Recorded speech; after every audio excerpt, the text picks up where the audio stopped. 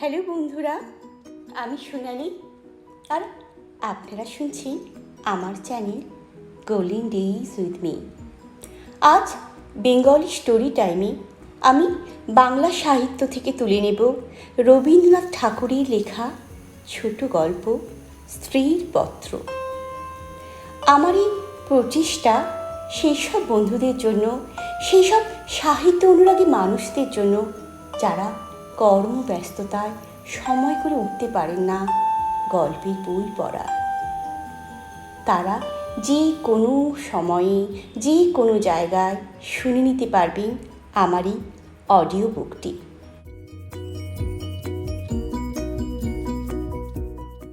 আসুন শোনা যাক রবীন্দ্রনাথ ঠাকুরের লেখা ছোট গল্প স্ত্রীর পত্র।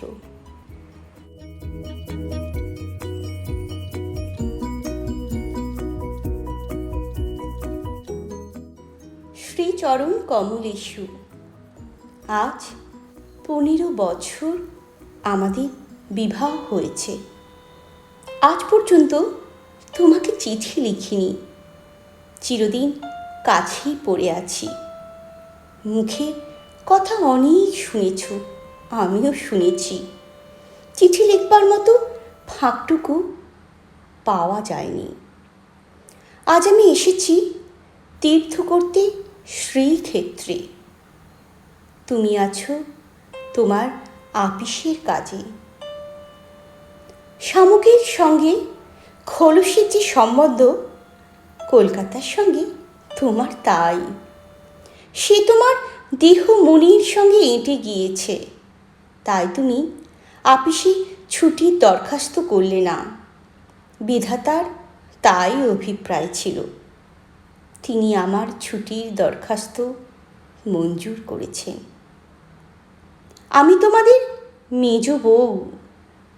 আজ 15 বছর পরে এই সমুদ্রের ধারে দাঁড়িয়ে জানতে পেরেছি আমার জগৎ এবং জগদীশ্বরের সঙ্গে আমার অন্য সম্বন্ধও আছে।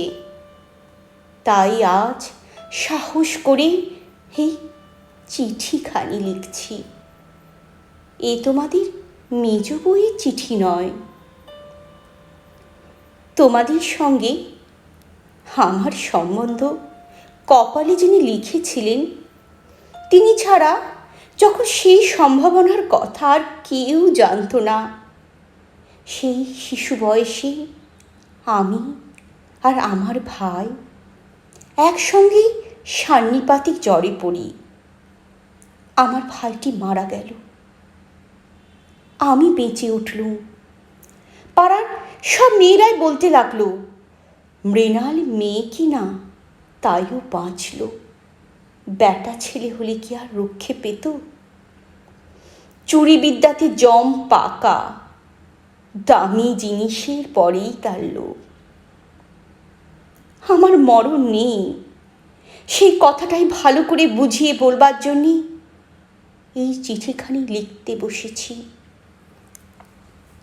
যেদিন তোমাদের দূর সম্পর্কের মামা তোমার বন্ধু নীরদকে নিয়ে কনে দেখতে এলেন, তখন আমার বয়স 12। দুর্গম পাড়াগাঁয়ে আমাদের বাড়ি। সেখানে দিনের বেলা শেয়াল ডাকে। স্টেশন থেকে 7 ক্রোশ একরা গাড়িতে এসে বাকি 3 মাইল কাঁচা রাস্তায় পালকি করে তবে আমাদের গাঁয়ে পৌঁছানো যায়। সেদিন তোমাদের কি হয়রানি!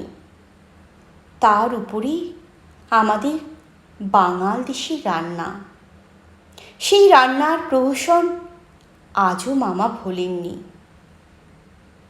তোমাদের বড় বউয়ের রূপের অভাব মেজ বউকে দিয়ে পূরণ করবার জন্যে তোমার মায়ের একান্ত জিদ ছিল। নইলে এত কষ্ট করে আমাদের সেই গাঁয়ে তোমরা যাবে কেন? বাংলাদেশে পিলি যকৃৎ, অম্লশূল এবং কনির জন্যে তো কাউকে খোঁজ করতে হয় না। তারা আপনি এসে চেপে ধরে, কিছুতেই ছাড়তে চায় না।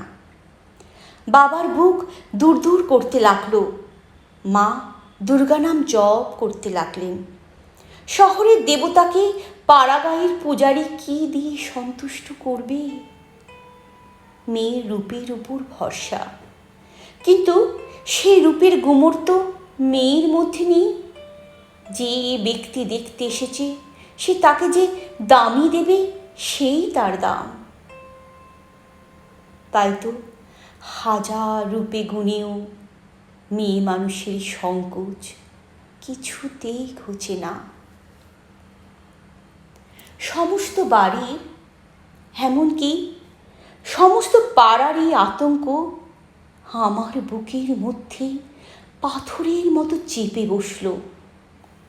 সেদিনকার আকাশের যত আলো এবং জগতের সকল শক্তি যেন 12 বছরের একটি পাড়াগে মেয়েকে দুইজন পরীক্ষকের 2 জোড়া চোখের সামনে শক্ত করে তুলে ধরবার জন্যে পেয়াদাগিরি করছিল। আমার কোথাও লুকোবার জায়গা ছিল না। সমস্ত আকাশকে কাঁদিয়ে দিয়ে বাঁশি বাজতে লাগলো। তোমাদের বাড়িতে এসে উঠলুম। আমার খুঁতগুলি সবিস্তারে খতিয়ে দেখেও ঘিন্নির দল সকলে স্বীকার করলেন মোটের ওপর আমি সুন্দরী বটে। সে কথা শুনে আমার বড় জায়ের মুখ গম্ভীর হয়ে গেল। কিন্তু আমার রূপের দরকার কী ছিল তাই ভাবি। রূপ জিনিসটাকে যদি কোনো সেকেলে পণ্ডিত গঙ্গা মৃত্তিকা দিয়ে গড়তেন তাহলে ওর আদর থাকত। কিন্তু ওটা যে কেবল বিধাতা নিজের আনন্দে গড়েছেন। তাই তোমাদের ধর্মের সংসারে ওর দাম নেই। আমার যে রূপ আছে সে কথা ভুলতে তোমার বেশি দিন লাগেনি, কিন্তু আমার যে বুদ্ধি আছে সেটা তোমাদের পদে পদে স্মরণ করতে হয়েছে। ওই বুদ্ধিটা আমার এতই স্বাভাবিক যে তোমাদের ঘর কন্যার মধ্যে এত কাল কাটিয়েও আজও সে টিকে আছে। মা আমার এই বুদ্ধিটার জন্যে ভীষণ উদ্বিগ্ন ছিলেন। এই মেয়ে মানুষের পক্ষে এক বালাই, যাকে বাধা মেনে চলতে হবে সে যদি বুদ্ধিকে মেনে চলতে চায় তবে ঠোকর খেয়ে খেয়ে তার কপাল ভাঙবে। কিন্তু কি করব বলো? তোমাদের ঘরের বউয়ের যতটা বুদ্ধির দরকার বিধাতা অসতর্ক হয়ে আমাকে তার চেয়ে অনেকটা বেশি দিয়ে ফেলেছে। সে আমি এখন ফিরিয়ে দিই কাকে? তোমরা আমাকে মেয়ে জ্যাঠা বলে দুবেলা গাল দিয়েছ। কটু কথাই হচ্ছে অক্ষমের সান্ত্বনা। অতএব সে আমি ক্ষমা করলুম। আমার একটা জিনিস তোমাদের ঘর কন্যার বাইরে ছিল, সেটা কেউ তোমরা জানোনি। আমি লুকিয়ে কবিতা লিখতুম। সে ছাই পাশ যাই হোক না, সেখানে তোমাদের অন্দর মহলের পাঁচিল ওঠেনি।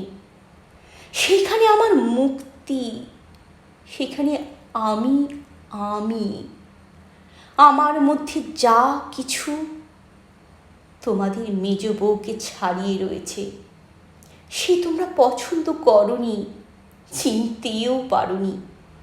আমি যে কবি সেই 15 বছরেও তোমাদের কাছে ধরা পড়েনি। তোমাদের ঘরে প্রথম স্মৃতির মধ্যে সবচেয়ে যেটা আমার মনে জাগছে সে তোমাদের গোয়াল ঘর। অন্দর মহলের সিঁড়িতে ওঠবার ঠিক পাশের ঘরে তোমাদের গরু থাকে। সামনের উঠোনটুকু ছাড়া তাদের আর নড়বার জায়গা নেই।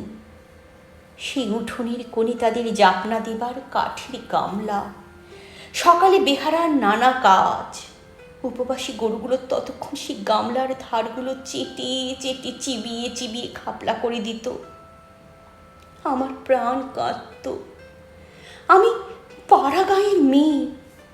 তোমাদের বাড়িতে যেদিন নতুন এলুম সেদিন সেই দুটি গরু এবং 3টি বাছুরি সমস্ত শহরের মধ্যে আমার চির পরিচিত আত্মীয়ের মতো আমার চোখে ঠেকল। যতদিন নতুন বউ ছিলুম নিজে না খেয়ে লুকিয়ে ওদের খাওয়াতুম। যখন বড় হলুম তখন গরুর প্রতি আমার প্রকাশ্য মমতা লক্ষ্য করে আমার ঠাট্টার সম্পর্কীয়রা আমার গোত্র সম্বন্ধে সন্দেহ প্রকাশ করতে লাগলেন। আমার মেয়েটি জন্ম নিয়েই মারা গেল। আমাকেও সে সঙ্গে যাবার সময় ডাক দিয়েছিল। সে যদি বেঁচে থাকতো তাহলে সেই আমার জীবনে যা কিছু বড়, যা কিছু সত্য সমস্ত এনে দিত। তখন মেজ বউ থেকে একেবারে মা হয়ে বসতুম। মা যে এক সংসারের মধ্যে থেকেও বিশ্ব সংসারে মা হবার দুঃখটুকু পেলুম, কিন্তু মা হবার মুক্তিটুকু পেলুম না।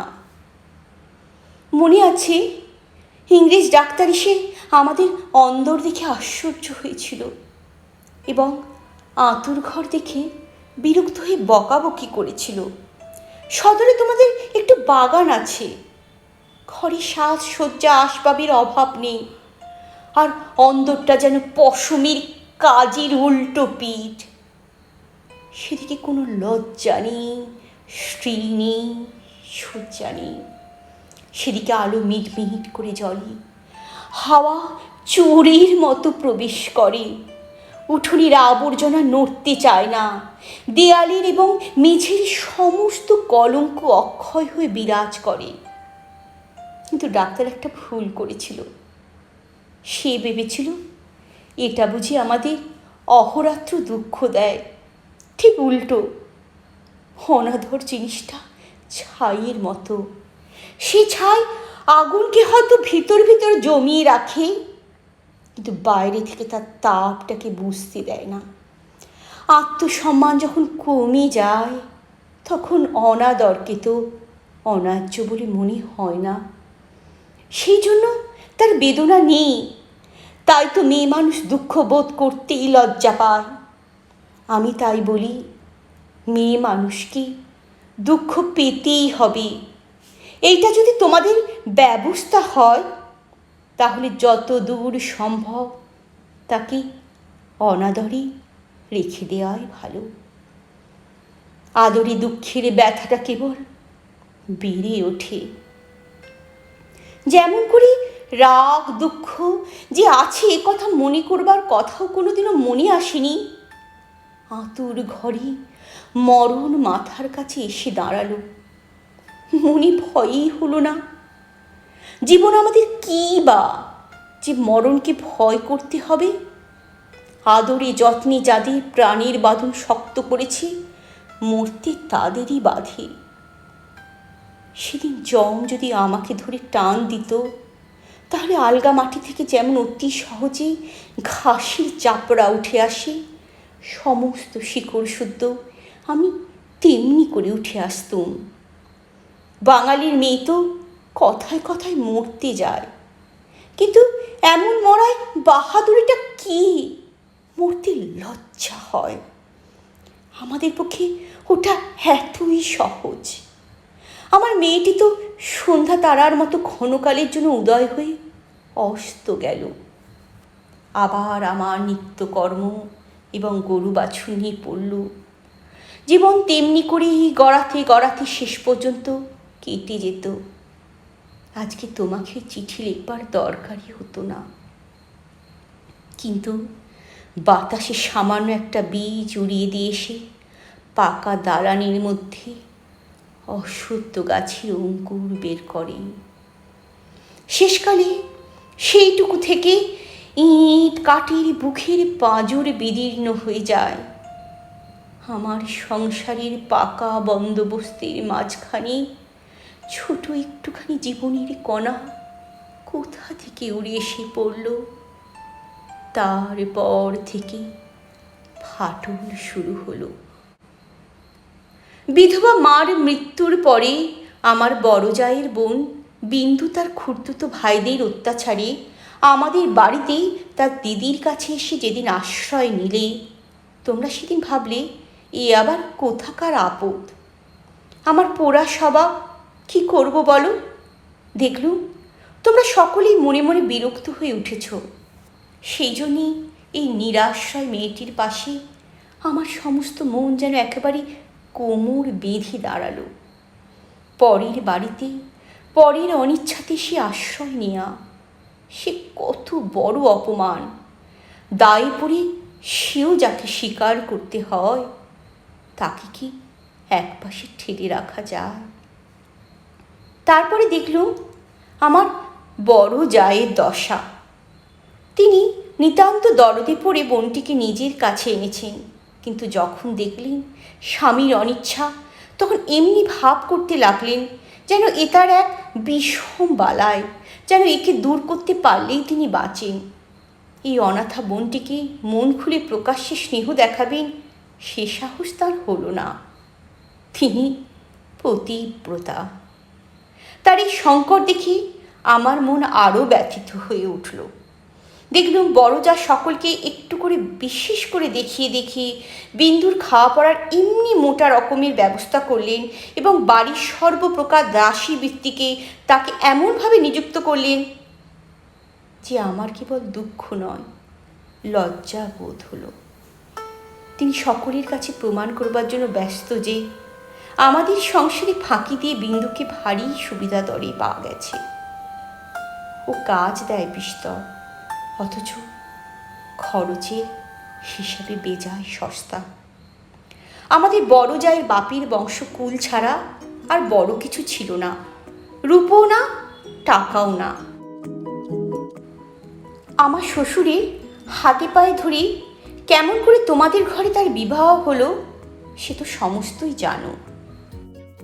তিনি নিজের বিবাহটাকে এই বংশের প্রতি বিষম একটা অপরাধ বলেই চিরকাল মনে জেনেছেন।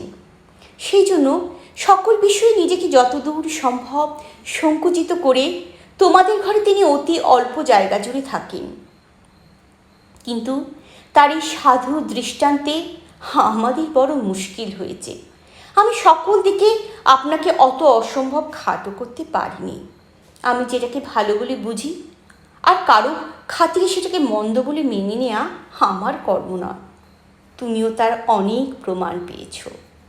বিন্দুকে আমি আমার ঘরে টেনে নিলুম। দিদি বললেন, মেজ বউ গরিবের ঘরের মেয়ের মাথাতে খেতে বসলেন। আমি যেন বিষম একটা বিপদ ঘটালুম। এমনিভাবে তিনি সকলের কাছে নালিশ করে বেড়ালেন, কিন্তু আমি নিশ্চয় জানি তিনি মনে মনে বেঁচে গেলেন। এখন দোষের বোঝা আমার উপরেই পড়ল। তিনি বোনকে নিজে যে স্নেহ দেখাতে পারতেন না, আমাকে দিয়ে সেই স্নেহটুকু করিয়ে নিয়ে তার মনটা হালকা হলো। আমার বড় যা বিন্দুর বয়স থেকে 2-4টে অঙ্ক বাদ দিতে চেষ্টা করতেন, কিন্তু তার বয়স যে 14 চেয়ে কম ছিল না সে কথা লুকিয়ে বললে অন্যায় হতো না। তুমি তো জানো সে দেখতে এতই মন্দ ছিল যে পড়ে গিয়ে সে যদি মাথা ভাঙত তবে ঘরের মেজেটার জন্যেই লোকে উদ্বিগ্ন হতো। কাজে পিতামাতার অভাবে কেউ তাকে বিয়ে দেবার ছিল না, এবং তাকে বিয়ে করবার মতো মুনি চড়ি বা কজন লোকের ছিল। কিন্তু বিন্দু বড় ভয়ে ভয়ে আমার কাছে এলো, যেন আমার গায়ে তার ছোঁয়াচ লাগলে আমি সইতে পারবো না। বিশ্ব সংসারে তার যেন জন্মাবার কোনো শর্ত ছিল না, তাই সে কেবলই পাশ কাটিয়ে চোখ এড়িয়ে চলত। তার বাপের বাড়িতে তার খুড়তুতো ভাইরা তাকে যেন এমন একটি কোনো ছেড়ে দিতে চায়নি যে কোনো একটা অনাবশ্যক জিনিস পড়ে থাকতে পারে। অনাবশ্যক আবর্জনা ঘরে আশেপাশে অনায়াসে স্থান পায়, কেননা মানুষ তাকে ভুলে যায়। কিন্তু অনাবশ্যক মেয়ে মানুষ যে একই অনাবশ্যক, আবার তার উপরে তাকে ভোলাও শক্ত। সেই জন্য আস্থা করেও তার স্থান নেই। অথচ বিন্দুর খুড়তুতো ভাইরা যে জগতে পরমাবশ্যক পদার্থ তা বলবার জো নেই, কিন্তু তারা বেশ আছে। তাই বিন্দুকে যখন আমার ঘরে ডেকে আনলুম, তার বুকের মধ্যে কাঁপতে লাগলো। তার ভয় দেখে আমার বড় দুঃখ হলো। আমার ঘরে যে তার একটুখানি জায়গা আছে, সেই কথাটা আমি অনেক আদর করে তাকে বুঝিয়ে দিলাম। কিন্তু আমার ঘর শুধু তো আমারই ঘর নয়, কাজেই আমার কাজটি সহজ হলো না। 2-4 দিন আমার কাছে থাকতেই তার গায়ে লাল লাল কি উঠল। হয়তো সে ঘামাচি, নয়তো আর কিছু হবে। তোমরা বললে বসন্ত, কেননা ও যে বিন্দু। তোমাদের পাড়ার এক আনাড়ি ডাক্তার এসে বললে আর 2-1 দিন না গেলেই ঠিক বলা যায় না। কিন্তু সেই 2-1 দিনই সবুজ সইবে কে? বিন্দু তো তার ব্যামন লজ্জাতেই মরবার জো হলো। আমি বললুম, বসন্ত হয়তো হোক, আমি আমাদের সেই আঁতুর ঘরে ওকে নিয়েই থাকবো, আর কাউকে কিচ্ছু করতে হবে না।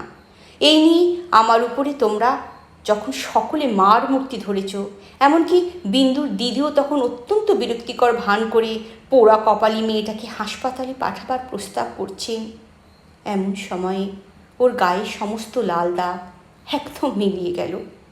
তোমরা দেখি তাতে আরও ব্যস্ত হয়ে উঠলে। বললে নিশ্চয়ই বসন্ত বসে গিয়েছে, কেননা ও যে বিন্দু। অনাদরে মানুষ হবার একটা মস্ত গুণ, শরীরটাকে তাতে একেবারে অজর অমর করে তোলে। ব্যামো হতেই চায় না। মরা সদর রাস্তাগুলো একেবারেই বন্ধ। রোগ তাই ওকে ঠাট্টা করে গেল, কিছুই হলো না। কিন্তু এটা বেশ বোঝা গেল, পৃথিবীর মধ্যে সবচেয়ে অকিঞ্চিতকর মানুষকে আশ্রয় দেওয়াই সবচেয়ে কঠিন। আশ্রয় দরকার তার যত বেশি, আশ্রয়ের বাধাও তার তেমনি বিষম। আমার সম্বন্ধে বিন্দুর ভয় যখন ভাঙল, তখন ওকে আর এক গেরোয় ধরল। আমাকে এমনি ভালোবাসতে শুরু করলে যে আমাকে ভয় ধরিয়ে দিলে। ভালোবাসার এরকম মূর্তি সংসারে কোনো দিনও দেখিনি। বইয়েতে পড়েছি বটে, সেও মেয়ে পুরুষের মধ্যে। আমার যে রূপ ছিল সে কথা আমার মনে করবার কোনো কারণ বহুকাল ঘটেনি। এতদিন পরে সেই রূপটা নিয়ে পড়ল এই কুশ্রী মেয়েটি। আমার মুখ দেখে তার চোখের আশ আর মিটত না। বলতো, দিদি তোমার এই মুখখানি আমি ছাড়া আর কেউ দেখতে পায়নি। যেদিন আমি নিজের চুল নিজে বাঁধতুম, সেদিন তার ভারী অভিমান। আমার চুলের বোঝা 2 হাত দিয়ে নাড়তে নাড়তে তার ভারী ভালো লাগতো। কোথাও নিমন্ত্রণে যাওয়া ছাড়া আমার সাজগোজের তো দরকার ছিল না, কিন্তু বিন্দু আমাকে অস্থির করে রোজই কিছু না কিছু সাজ করাতো। মেয়েটি আমাকে নিয়ে একবারে পাগল হয়ে উঠল। তোমাদের অন্দরমহলে কোথাও জমি 1 ছটাক নেই। উত্তর দিকের পাঁচিলের গায়ে নর্দমার ধারে কোনো গতিকে একটা গাব গাছ জন্মেছে। যেদিন দেখতুম সে গাবের গাছের নতুন পাতাগুলি রাঙা টকটকে হয়ে উঠেছে, সেদিন জানতুম ধরাতলে বসন্ত এসেছে বটে। আমার ঘর কোণার মধ্যে ওই অনাদৃত মেয়েটাও চিত্ত যেদিন আগাগোড়া এমন রঙিন হয়ে উঠল, সেদিন আমি বুঝলুম হৃদয়ের জগতেও একটা বসন্তের হাওয়া আছে। সে কোনো স্বর্গ থেকে আসে, গলির মোড় থেকে আসে না।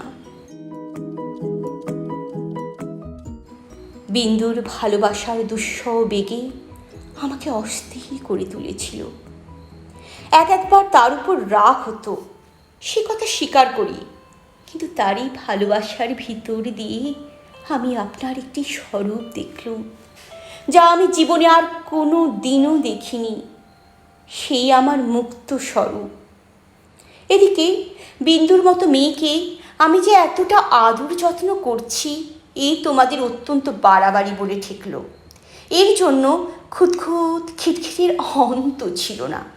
যেদিন আমার ঘর থেকে বাজুবন্ধ চুরি গেল, সেদিন সেই চুরিতে বিন্দুর যে কোনো রকমের হাত ছিল, এ কথার আভাস দিতে তোমাদের লজ্জা হলো না।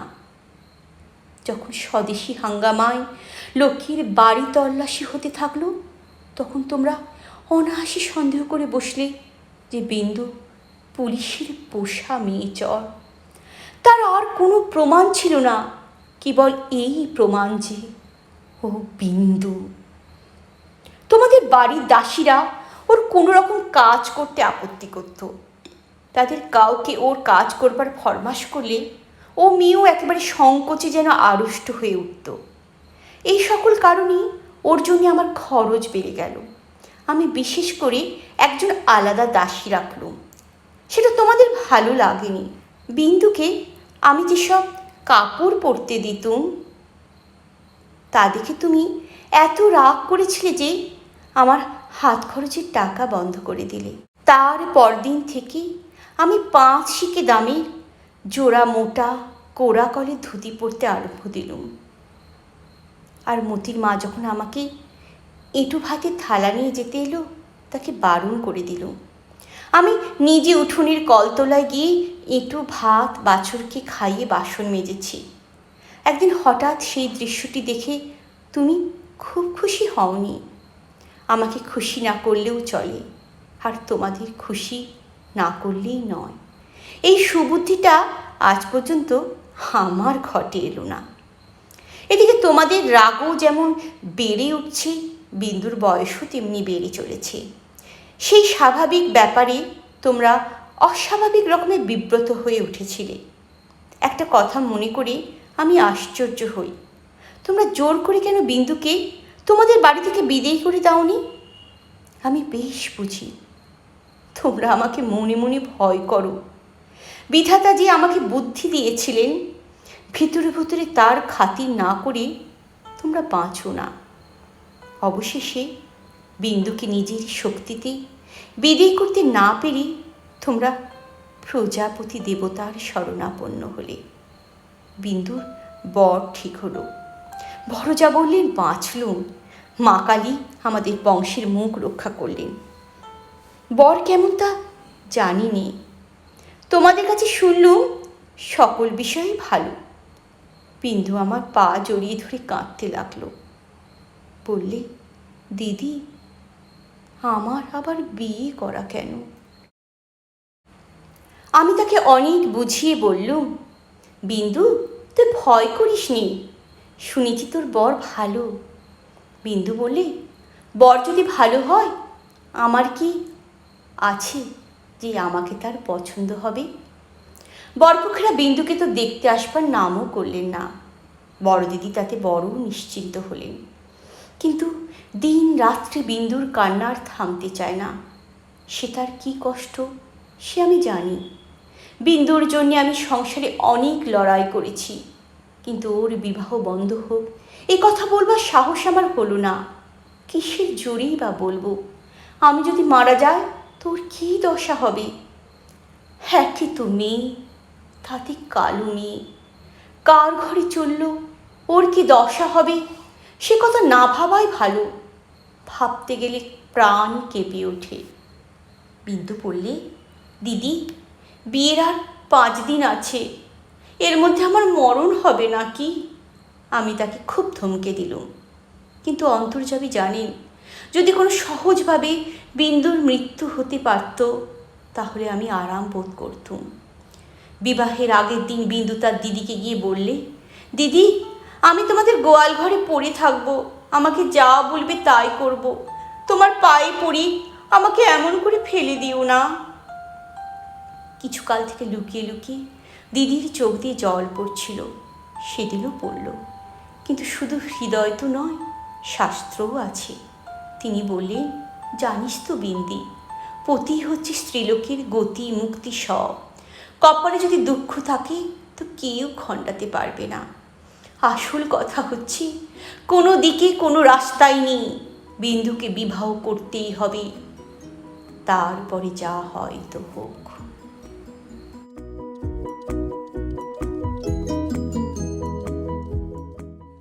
আমি চেয়েছিলুম বিবাহটা যাতে আমাদের বাড়িতেই হয়, কিন্তু তোমরা বলে বসলে বরের বাড়িতেই হওয়া চায়, সেটা তাদের মৌলিক প্রথা। আমি বুঝলুম বিন্দুর বিবাহের জন্য যদি তোমাদের খরচ করতে হয় তবে সেটা তোমাদের গৃহদেবতার কিছুতেই সইবে না।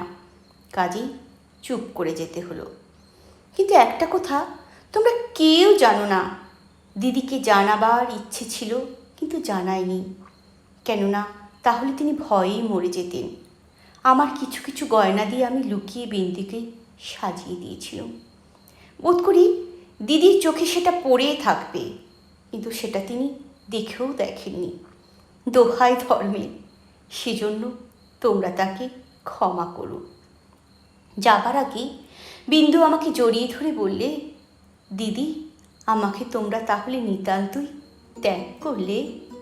আমি বললুম, না বিন্দি, তোর যেমন দশাই হোক না কেন আমি তোকে শেষ পর্যন্ত ত্যাগ করব না।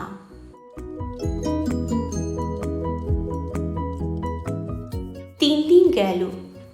তোমাদের তালুকের প্রজা খাবার জন্য তোমাকে যে ভেড়া দিয়েছিল তাকে তোমার জঠরাগ্নি থেকে বাঁচিয়ে আমি আমাদের একতলায় কয়লা রাখবার ঘরের এক পাশে বাস করতে দিয়েছিল।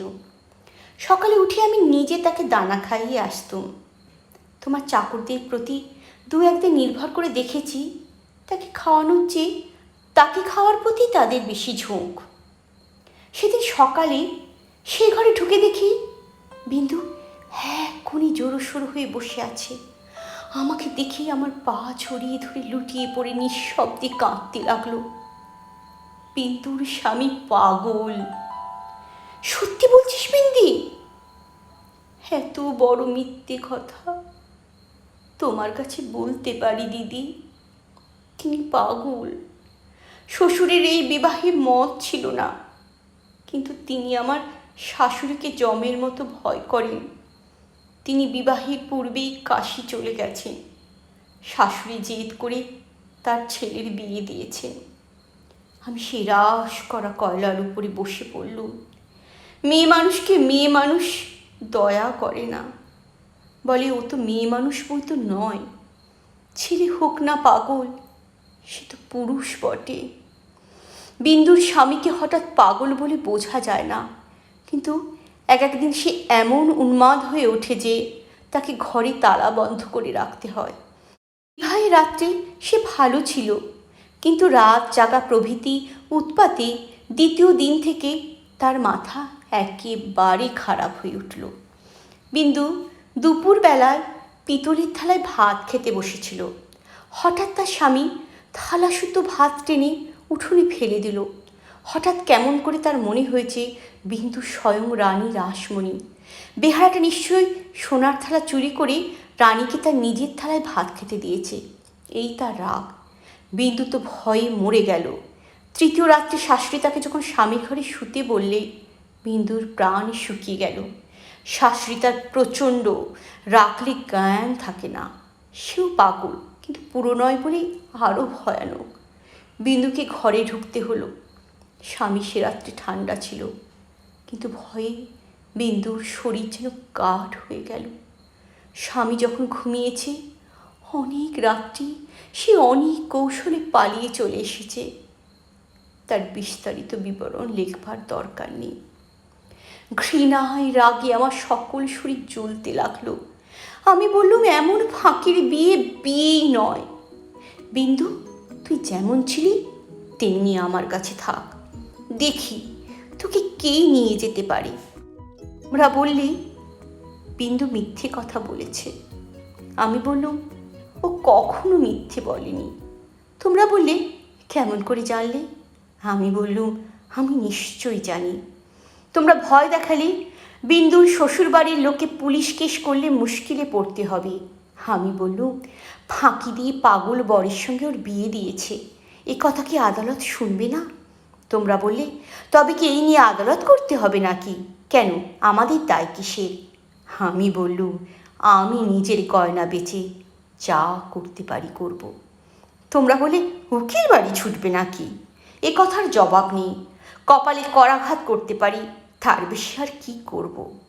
ওদিকে বিন্দুর শ্বশুরবাড়ি থেকে ওর ভাসুর এসে বাইরে বিষম গোল বাঁধিয়েছে। সে বলছে সে থানায় খবর দেবে। আমার যে কি জোর আছে জানিনি, কিন্তু কসাইয়ের হাত থেকে যে গরু প্রাণ ভয়ে পালিয়ে এসে আমার আশ্রয় নিয়েছে, তাকে পুলিশের তাড়ায় আবার সেই কসাইয়ের হাতে ফিরিয়ে দিতে হবে, এ কথা কোনো মতেই আমার মন মানতে পারল না। আমি স্পর্ধা করে বললুম, তা দিক থানায় খবর। এই বলে মনে করলুম বিন্দুকে এই বেলা আমার শোবার ঘরে এনে তাকে নিয়ে ঘরের তালা বন্ধ করে বসে থাকি। খোঁজ করে দেখি বিন্দু নেই। তোমাদের সঙ্গে আমার বাদ প্রতিবাদ যখন চলছিল, তখন বিন্দু আপনি বাইরে গিয়ে তার ভাসুরের কাছে ধরা দিয়েছে। বুঝেছি এই বাড়িতে যদি সে থাকে তবে আমাকে সে ভীষণ বিপদে ফেলবে। মাঝখানে পালিয়ে এসে বিন্দু আপন দুঃখ আরও বাড়ালে। তার শাশুড়ির তর্ক এই যে তার তো ছেলেই ওকে খেয়ে ফেলছিল না। মন্দ স্বামীর দৃষ্টান্ত সংসারে দুর্লভ নয়। তাদের সঙ্গে তুলনা করলে তার ছেলে যে সোনার চাঁদ। আমার বড় যা বললে, ওর পোড়া কপাল। তা নিয়ে দুঃখ করি কি করব? তা পাগল হোক ছাগল হোক, স্বামী তো বটে। কুষ্ঠরোগীকে কোলে করে তার স্ত্রী বেশ্যার বাড়িতে নিজে পৌঁছে দিয়েছে, সত্যি সাধ্যে সেই দৃষ্টান্ত তোমাদের মনে জাগছিল। জগতের মধ্যে অধমতম কাপুরুষতার সেই গল্পটা প্রচার করে আসতে তোমাদের পুরুষের মনে আজ পর্যন্ত একটুও সংকোচবোধ হয়নি। সেই জন্য মানব জন্ম নিয়েও ব্যবহারে তোমরা রাগ করতে পেরেছ। তোমাদের মাথা হেঁট হয়নি। বিন্দুর জন্যে আমার বুক ফেটে গেল, কিন্তু তোমাদের জন্য আমার লজ্জার সীমা ছিল না। আমি তো পাড়াগেই মেয়ে, তার উপরে তোমাদের ঘরে পড়েছি। ভগবান কোন ফাঁক দিয়ে আমার মধ্যে এমন বুদ্ধি দিলেন? তোমাদের এই সব ধর্মের কথা আমি যে কিছুতেই সইতে পারলুম না। আমি নিশ্চয়ই জানতুম মরে গেলেও বিন্দু আমাদের ঘরে আর আসবে না, কিন্তু আমি যে তাকে বিয়ের আগের দিন আশা দিয়েছিলাম যে তাকে শেষ পর্যন্ত ত্যাগ করব না। আমার ছোট ভাই শরৎ কলকাতায় কলেজে পড়ছিল। তোমরা জানোই তো, যত রকমের ভলেন্টিয়ারি করা, প্লেগের পাড়ার ইঁদুর মারা, দামোদরের বন্যায় ছোটা, এতেই তার এত উৎসাহ যে উপরি উপরি দুবার সে এফএ পরীক্ষায় ফেল করেও কিছু মাত্র দমে যায়নি। তাকে আমি ডেকে বললুম, বিন্দুর খবর যাতে পায় তোকে সেই বন্দোবস্ত করে দিতে হবে শরৎ। বিন্দু আমাকে চিঠি লিখতে সাহস করবে না, লিখলেও আমি পাবো না। এরকম কাজের চেয়ে যদি তাকে বলতো বিন্দুকে ডাকাতি করে আনতে কিংবা তার পাগল স্বামীর মাথা ভেঙে দিতে, তাহলে সে বেশি খুশি হতো। শরতের সঙ্গে আলোচনা করছি, এমন সময় তুমি ঘরে এসে বললে, আবার কি হাঙ্গামা বাঁধিয়েছ? আমি বললুম, সেই যা সব গোড়ায় বাঁধিয়েছিল তোমাদের ঘরে এসেছিল, কিন্তু সে তো তোমাদেরই কীর্তি। তুমি জিজ্ঞাসা করলে, বিন্দুকে আবার এনে কোথাও লুকিয়ে রেখেছ? আমি বললুম, বিন্দু যদি আসতো তাহলে নিশ্চয়ই এনে লুকিয়ে রাখতাম, কিন্তু সে আসবে না, তোমাদের ভয় নেই। শরৎকে আমার কাছে দেখে তোমার সন্দেহ আরও বেড়ে উঠল। আমি জানতাম শরৎ আমাদের বাড়ি যাতায়াত করে, তোমরা কিছুতেই পছন্দ করতে না। তোমাদের ভয় ছিল ওর পরে পুলিশের দৃষ্টি আছে, কোন দিন ও কোনো রাজনৈতিক মামলায় পড়বে তখন তোমাদের শুদ্ধ জড়িয়ে ফেলবে। সেই জন্য আমি ওকে ভাইফোঁটা পর্যন্ত লোক দিয়ে পাঠিয়ে দিত, ঘরে রাখতুম না। তোমার কাছে শুনলুম বিন্দু আবার পালিয়েছে, তাই তোমাদের বাড়িতে তার ভাসুর খোঁজ করতে এসেছে। শুনে আমার বুকের মধ্যে শেল বিঁধল।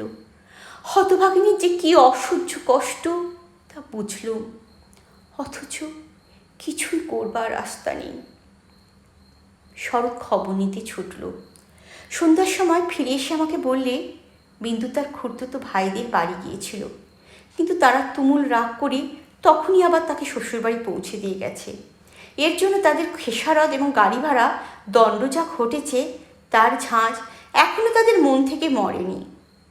তোমাদের খুড়িমা শ্রীক্ষেত্রে তীর্থ করতে যাবেন বলে তোমাদের বাড়ি এসে উঠেছে। আমি তোমাদের বললুম, আমিও যাব। আমার হঠাৎ এমন ধর্মে মন হয়েছে দেখে তোমরা এত খুশি হয়ে উঠলে যে কিছুমাত্র আপত্তি করলে না। এ কথাও মনে ছিল না যে এখন যদি কলকাতায় থাকি তবে আবার কোন দিন বিন্দুকে নিয়ে ফ্যাসাদ বাঁধিয়ে বসবো, আমাকে নিয়ে ভীষণ ল্যাঠা। বুধবার আমাদের যাবার দিন। রবিবারে সমস্ত ঠিক হলো। আমি শরৎকে ডেকে বললুম, যেমন করে হোক বিন্দুকে বুধবারে পুরী যাবার গাড়িতে তোকে তুলে দিতে হবে। শরতের মুখ প্রফুল্ল হয়ে উঠল। সে বললে, ভয় নেই দিদি, আমি তাকে গাড়িতে তুলে দিয়ে পুরী পর্যন্ত চলে যাব, ফাঁকি দিয়ে জগন্নাথ দেখা হয়ে যাবে। সেই দিন সন্ধ্যার সময় শরৎ আবার এলো। তার মুখ দেখে আমার বুক দমে গেল। আমি বললুম, কি শরৎ, সুবিধে হলো না বুঝি? সে বললে, না। আমি বললুম, রাজি করতে পারলি নে? সে বললে, আর দরকারও নেই। কাল রাত্রি সে কাপড়ে আগুন ধরিয়ে আত্মহত্যা করে মরেছে। বাড়ির যে ভাইপোটার সঙ্গে ভাগ করে নিয়েছিল, তার কাছে খবর পেলুম তোমার নামে সে একটা চিঠি রেখে গিয়েছিল, কিন্তু সে চিঠি ওরা নষ্ট করেছে। যাক, শান্তি হলো। দেশ শুদ্ধ লোক চটে উঠল। বলতে লাগলো, মেয়েদের কাপড়ে আগুন লাগিয়ে মরা একটা ফ্যাশন হয়েছে।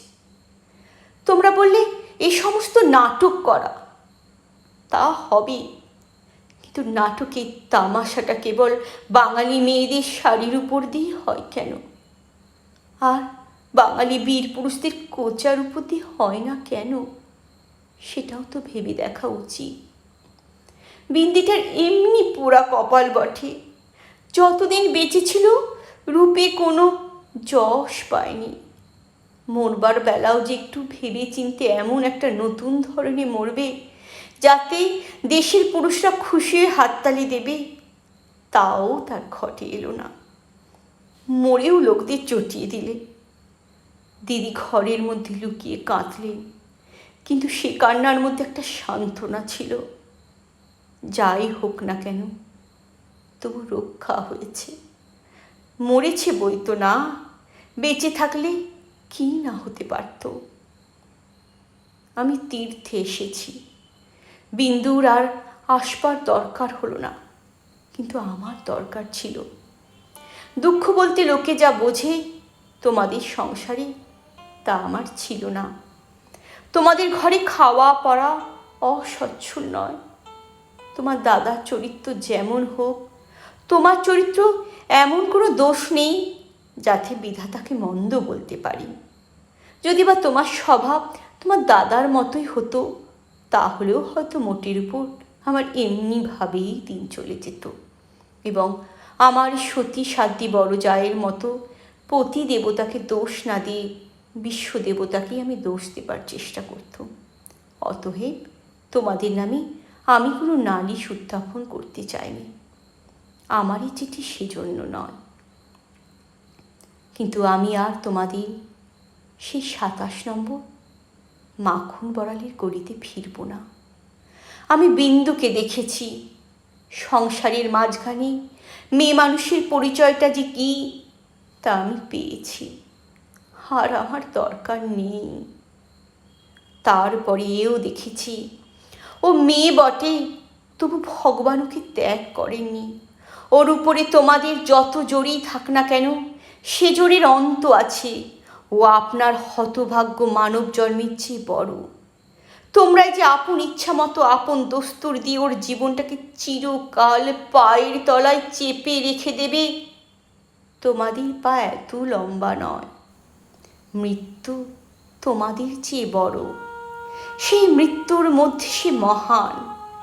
সেখানে বিন্দু কেবল বাঙালির ঘরের মেয়ে নয়, কেবল খুড়তুতো ভাইয়ের বোন নয়, কেবল অপরিচিত পাগল স্বামীর প্রবঞ্চিত স্ত্রী নয়, সেখানে সে অনন্ত।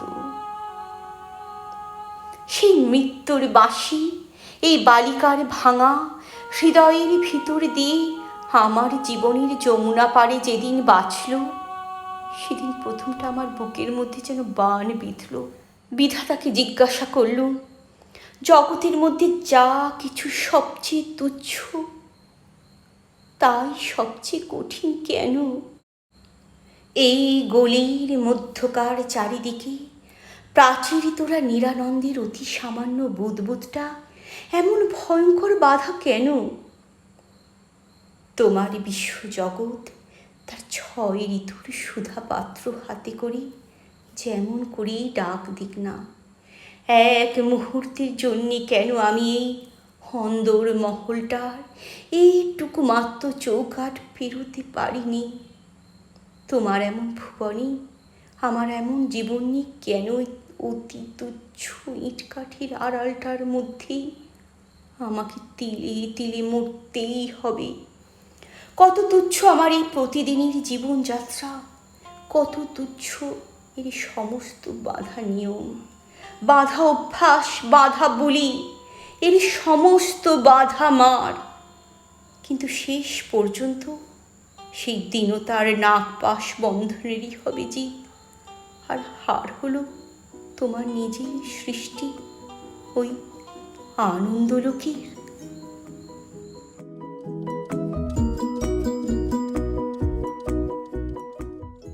কিন্তু মৃত্যুর বাঁশি বাজতে লাগলো। কোথায় রে রাজমিস্ত্রির গড়া দেয়াল? কোথায় রে তোমাদের ঘোরো আইন দিয়ে গড়া কাঁটার বেড়া? কোন দুঃখে কোন অপমানে মানুষকে বন্দি করে রেখে দিতে পারে? ওই তো মৃত্যুর হাতে জীবনের জয় পতাকা উঠছে। ওরে মেজ বউ, ভয় নেই তো, তোর মেজ বইয়ের খোলস ছিন্ন হতে এক নিমেষও লাগে না। তোমাদের গলিকে আর আমি ভয় করিনি। আমার সম্মুখে আজ নীল সমুদ্র, আমার মাথার উপরে আষাঢ়ের মেঘপুঞ্জ। তোমাদের অভ্যাসের অন্ধকারে আমাকে ঠেকে রেখে দিয়েছিলে। ক্ষণকালের জন্য বিন্দু এসে সেই আবরণের ছিদ্র দিয়ে আমাকে দেখে নিয়েছিল। সেই মেয়েটায় তার আপনার মৃত্যু দিয়ে আমার আবরণখানা আগাগোড়া ছিন্ন করে দিয়ে গেল।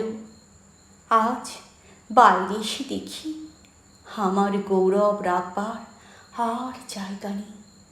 আমার এই অনাদৃত রূপ যার চোখে ভালো লেগেছে, সেই সুন্দর সমস্ত আকাশ দিয়ে আমাকে চেয়ে দেখছে।